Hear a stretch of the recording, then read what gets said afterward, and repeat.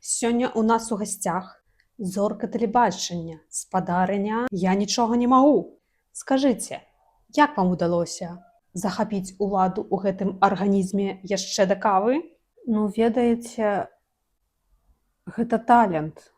Спачатку я выключыла функцыю «Устаць», потым заблакавала надзець нармальныя штаны.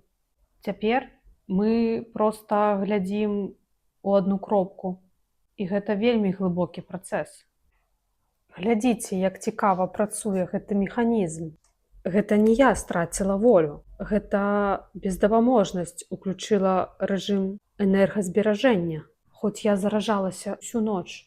Яна кажа, што мой унутраны рухавік сёння – гэта проста вентылятар, які ганяе паветра. І вось мы сядзім, яна не сыходзіць, я не спрабую выгнаць яе венік.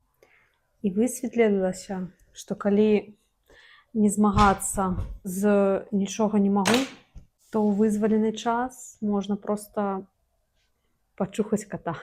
Альбо заўважыць, што сонца сёння свеціць нават на непамытую падлогу.